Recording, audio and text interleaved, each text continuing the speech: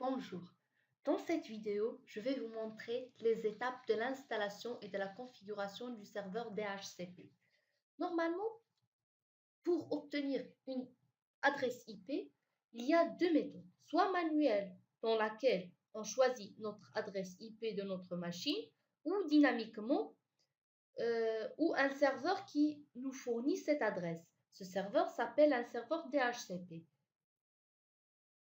Donc, il existe, comme je viens de dire, deux méthodes pour obtenir une adresse IP. Soit c'est nous qui la configure, c'est une méthode manuelle, soit c'est un serveur qui vous la donne et c'est une méthode dynamique. La méthode manuelle pose quelques problèmes de prise à bord, de prime abord plutôt.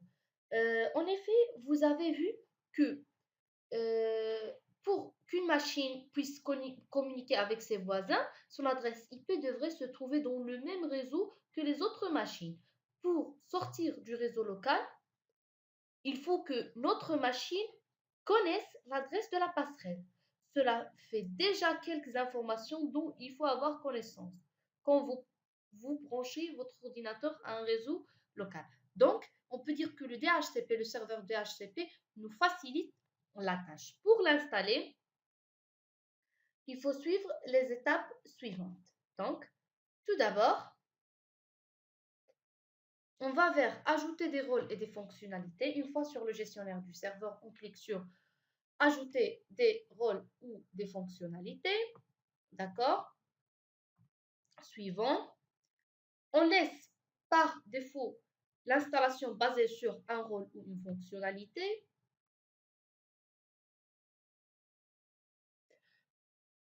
Là, on voit très bien que un seul serveur, qui est notre serveur, Windows, Windows 2016, donc, qui est dans le pôle.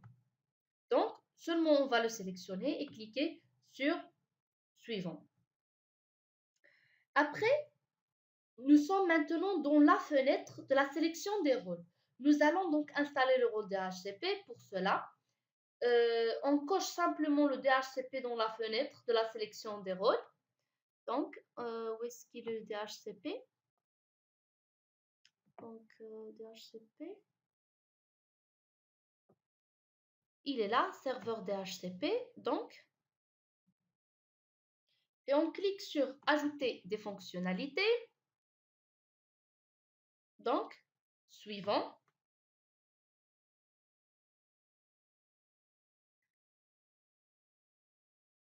Suivant, toujours on laisse tout cela par défaut.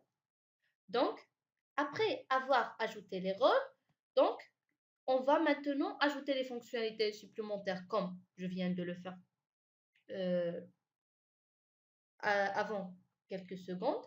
En général, toutes les caractéristiques qui sont nécessaires pour soutenir le rôle de cible sont déjà sélectionnées de sorte que vous pouvez simplement cliquer sur suivant, ce qu'on vient maintenant de faire. Donc, suivant. Et là, donc, il nous donne quelques informations sur le rôle qu'on est en train, où on vient maintenant de l'ajouter. D'accord? Donc là, il donne une définition du THCP, etc.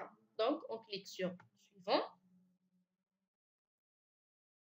D'accord? Et on peut cocher que le serveur se redémarre automatiquement si nécessaire à la fin de l'installation. Sinon, on peut ne pas la cocher. Donc, installer.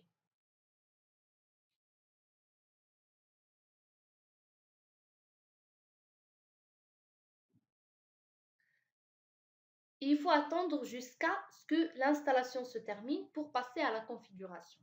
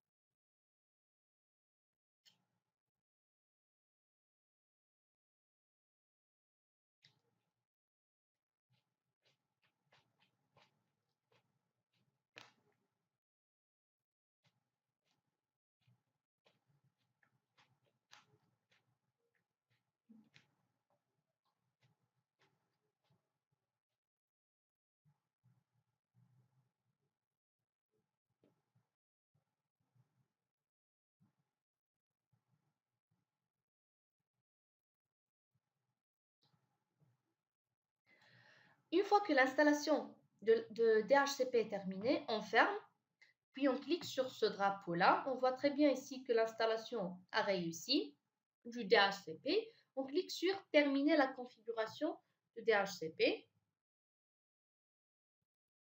Donc, suivant.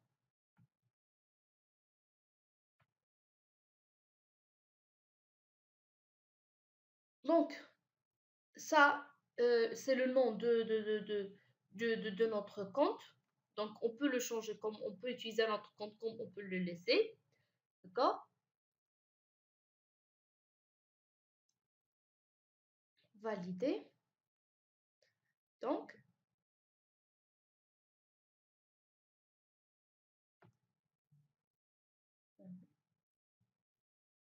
maintenant, on va vers outils. On cherche le DHCP. Où est-ce qu'il est? DHCP, il est là. On clique sur DHCP.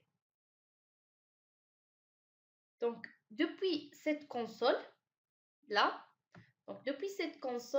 nous allons créer notre étendue DHCP. Nous allons créer notre première étendue IPv4 pour que les clients puissent obtenir une adresse IP automatique. Donc, on effectue un clic droit. C'est pas ici, donc on ouvre le DHCP, on fait un clic droit sur le IPv4, nouvelle étendue. Là, on clique sur suivant. Le nom de notre étendue, on peut lui donner par exemple DHCP INSAT, par exemple. Suivant. Il faut entrer les plages d'adresse ici. Donc là, 192, 168, 4, 158. Si vous rappelez, c'est l'adresse IP de la machine Windows 10. Donc, je vais la prendre comme une adresse IP du début. Donc, il faut faire attention. Quand je choisis une adresse IP de début, il faut que l'adresse de notre machine cliente y figure dans cette plage-là. Donc, je vais la prendre comme la première adresse IP. Et la dernière, je peux la choisir aléatoirement. Donc, je vais la donner 192, 168, 4, 1000, plutôt 199 par exemple. Longueur, donc là, je vais les laisser par défaut. Donc, on peut ajouter d'autres plages d'exclusion. Ce sont les adresses qui ne seront pas distribuées par le serveur DHCP, mais ça ne nous intéresse pas. Ici, on va cliquer sur suivant. Normalement, là, c'est la durée du bailli est spécifique pendant laquelle un client peut utiliser une adresse IP sur cette étendue. Là, on peut donner, donc elle est par défaut 8, donc on va la laisser 8. D'accord? Donc, toujours oui, je veux configurer ces options maintenant. Suivant, donc là, notre routeur, donc on va donner notre adresse, l'adresse passerelle par défaut, donc 192.168.4.1, d'accord? Et on va l'ajouter. Suivant, là, c'est notre domaine, d'accord?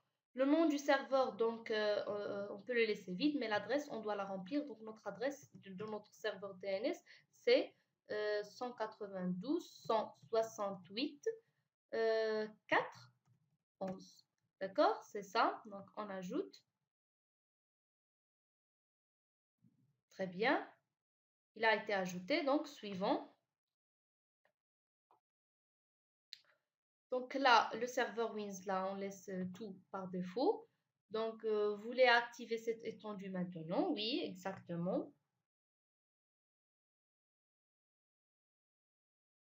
Et terminé.